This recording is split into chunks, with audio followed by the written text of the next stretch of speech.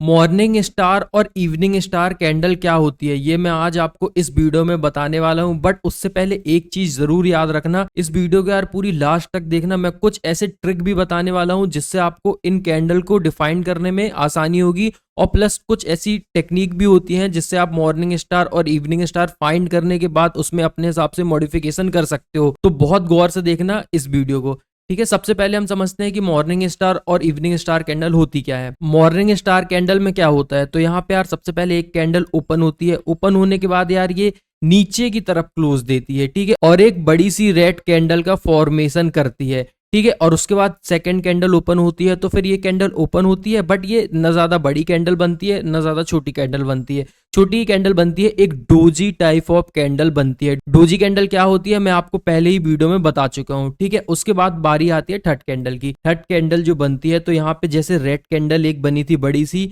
यहाँ पे उसके उल्टा होता है, एक ग्रीन कैंडल बनती है बड़ी सी। यहाँ पे ग्रीन कैंडल बनेगी, ये बहुत बड़ी कैंडल बनेगी ग्रीन। बट इसमें आपको एक दो चीज का ध्यान रखना है। क्या चीज का ध्यान रखना है कि अगर ये जो रेड कैंडल का हाई है, ये रेड कैंडल का हाई अगर ग्रीन कैंडल क्लोज देती है, तो फिर यहाँ पे प्रोबेबिलिटी बढ़ जाती है ऊपर जाने की। अगर नहीं भी क्लोज करती है तो यार प्रोबेबिलिटी तब भी रहती है, बट थोड़ी कम हो जाती है। तो याद रखना, एक रेड कैंडल बनेगी, उसके बाद एक डोजी कैंडल बनेगी। डोजी कैंडल कैसे भी बन सकती है, यहाँ पे मैं आपको एग्जांपल के लिए बता रहा हूँ, अभी जब चार्ट में दिखाऊंगा तो आप सारी चीजें समझ जाओगे। और फिर उसके बाद एक ग्रीन कैंडल बनती है। अब यहाँ पे आपको ट्रेड कहाँ लेना है, तो आपको जैसे ही इस कैंडल का हाई ब्रेक करेगा मार्केट, तो आपको यहाँ कहीं ट्रेड लेनी होती है। और याद रखना हमेशा एसएल जो होता है, एसएल इस डोजी कैंडल के लो पर होना चाहिए। इस डोजी कैंडल के लो पे आप एसएल लगाओगे, यहाँ पे आप ट्रेड लोगे और फिर उसके बाद मार्केट को चलने दोगे। जहां तक जाता है या तो आपका एसएल हिट होगा या टारगेट हिट होगा। और इसके सेम उल्टा जो होता है वो होता है इवनिंग स्टार कैंडल। जैसे मॉर्निंग स्टार में पहले रेड कैंडल बनती रही,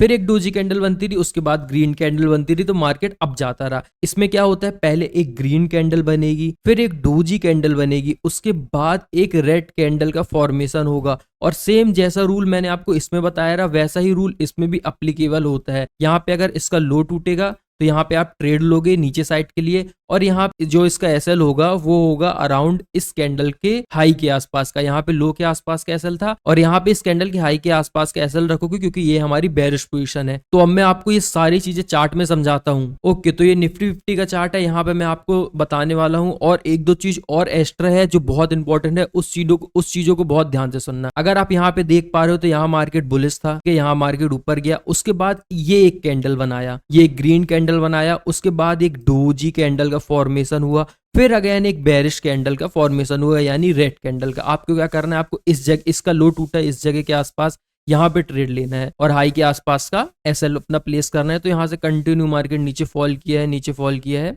अच्छा खासा आपको प्रॉफिट हो जाएगा। तो ये एक बात हो गई। अब आप एक चीज का ध्यान देना कि आपको यहाँ पे भी मॉर्निंग कैंडल मिल जाएगी, आपको यहाँ पे भी मॉर्निंग स्टार कैंडल मिल जाएगी, बट आपको ट्रेड कहाँ पे लेना है, तो जब भी मार्केट अप ट्रेंड में हो, को मॉर्निंग कैंडल मिले, तो आप हाई का एसएल लगा के ट्रेड कर सकते हो। और उसके अलावा अगर मार्केट डाउन ट्रेंड में हो और यहाँ पे आपको कहीं इवनिंग स्टार कैंडल मिले, तो आप यहाँ पे एक ट्रेड ले सकते हो जिससे मार्केट बुलिश साइड की मोमेंटम दे, तो आपसे मिस ना हो। बट जो चीज आपको याद रखने की जरूरत है, वो क्या याद रखने की जरूरत है कि कहीं पे भी बीच ट्रेंड में आपको अगर कैंडल मिलती है इवनिंग स्टार या फिर मॉर्निंग स्टार, तो आपको ट्रेड नहीं लेना है, चाहे जो हो जाए। क्यों? क्योंकि यहाँ पे फिर आपका एसएल हिट होने की प्रोबेबिलिटी ज्यादा रहती है और इस जगह पे कम रहती है। चलो ये हो गया, चलो यहाँ पे एक ट्रेड हो गई, हम और आगे देखते हैं।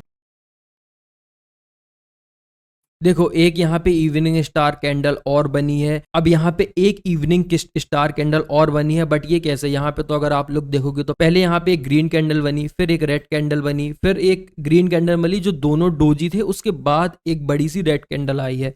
अब यहाँ पे आप लोग कंफ्यूज मत होना। देखो, कई बार क्या होता है कि मार्केट की सिचुएशन के हिसाब से, सपोज करो मार्केट डाउन ट्रेंड में है, ठीक है, यहाँ पे एक ग्रीन कैंडल बनाया बड़ी सी, ठीक है, यहाँ पे एक ये ग्रीन कैंडल है। अब यहाँ पे एक दो कैंडल कई बार डोजी बना देगा, यहाँ पे डोजी कैंडल बना दिया, यहाँ पे डोजी कैंडल बना दिया, उसके बाद फिर एक रेड कैंडल बनाता है, तो ऑल्सो इसको आप कंसीडर कर सकते हो बेरिश ट्रेंड में एक मॉर्निंग स्टार कैंडल है। यहाँ से भी मार्केट डाउन ट्रेंड में जा सकता है, ठीक है। बट इतना याद रखना है कि ये जो मॉडिफिकेशन है आप उसी कंडीशन में करोगे अगर जो मार्केट बेरिश है और आपको बेरिश ट्रेड लेना है, तो थोड़ी बहुत मॉडिफिकेशन कर लो। बट इन केस अगर मार्केट बुलिश है, तो यहाँ पे आप ज्यादा मॉडिफिकेशन मत करो, वहां पे मार्केट के स्ट्रक्चर पर ध्यान दो। अब मैं आपको एक आध बुलिश का एग्जांपल भी देता हूँ।